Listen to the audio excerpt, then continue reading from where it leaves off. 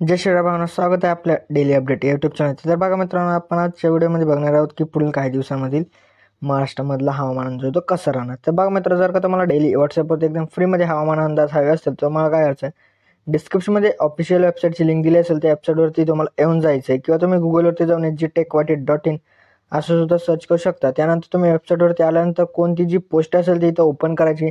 Open केल्यानंतर तुम्हाला ती जी पोस्ट असेल ती अशा प्रकारे खालती स्क्रॉल करायची. स्क्रॉल करताच तुम्हाला एक व्हॉट्सअपचा लोगो मिळेल. त्या लोगोवरती क्लिक करताच व्हॉट्सअप ग्रुप जॉईन होऊन जातात आणि तुम्हाला व्हॉट्सअपवरती डेली जे ते एकदम फ्रीमध्ये हवामान अंदाज इथे मिळत राहतील. चला तर मित्रांनो, आपण जे ते आपल्या शेड्यूलला सुरुवात करूया. ओके, तर बघा मित्रांनो, उद्यापासून मे महिन्याला सुरुवात होणार आहे. त्यामुळे आता साराचे लक्ष मान्सूनकडे जे ते लागले आहे. खरे तर गेल्या काही दिवसांपासून राज्यातील मराठवाडा, मध्य महाराष्ट्र आणि विदर्भातील अनेक जिल्ह्यांमध्ये वादळी पाऊस सुरू होता. आता मात्र वादळी पावसाची सावट दूर झाली आहे. पावसाची सावट दूर होताच राज्यातील जे ते काही भागांमध्ये तापमानाचा पार हा 43 डिग्री सेल्सिअसवर पोहोचला आहे. यामुळे मोठ्या प्रमाणात उकाडा जाणवत असून याने राज्यातील जनता हैराण झाली आहे. मान्सून आगमन केव्हा होणार हा सवाल आता उपस्थित होत आहे. दरम्यान मान्सून आगमनाबाबत एक अतिशय महत्त्वाची आणि मोठी गुड न्यूज समोर आली आहे. ती म्हणजे यंदा मान्सूनचे आगमन वेळेआधी होण्याची शक्यता आहे. त्यामुळे देशभरातील शेतकऱ्यांना मोठा दिलासा मिळणार आहे. उकाड्याने हैराण जनतेची आता लवकरच जे ते तापदायक उन्हापासून जे सुटका होणार आहे. हवामान खात्याने दिलेल्या माहितीनुसार 21 दिवसानंतर मान्सून जे त्या अंदमानात दाखल होणार आहे. म्हणजेच यावर्षी मान्सूनचे केरळात वेळेआधीच आगमन होईल असा अंदाज येथे आहे.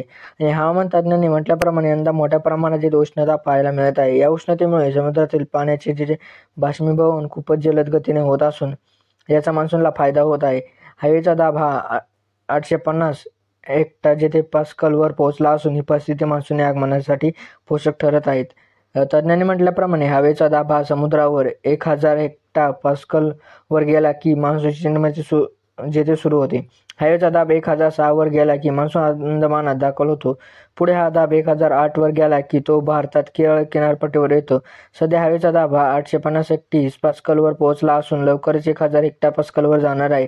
याचा अर्थ मान्सूनची निर्मिती लवकर सुरू होणार आहे. हेच कारण आहे की मान्सून अंदमानात लवकरच येण्याची शक्यता व्यक्त केली जात असून अंदमानात आल्यानंतर लगेचच मान्सून जे केरळ दाखल होणार आहे. निश्चितच केरळात जर मान्सूनचे वेळेआधीच आगमन झाले तर महाराष्ट्राच्या मुख्य भूमीत जेथे अर्थातच तळ कोकणात जेथे देखील मान्सून वेळेच्या आधीच दाखल होऊ शकतो. राज्यातील सर्वप्रथम मान्सूनचे तळ कोकणात आगमन होते आणि यानंतर मान्सून राज्यातील उर्वरित भागांमध्ये प्रवेश घेतो. दरवर्षी मान्सूनचे 7 जूनच्या सुमारास तळ कोकणात जेथे आगमन होत असते. यावर्षी देखील याच सुमारास किंवा याआधी मान्सून जिथे तळ कोकणात दाखल होऊ शकतो.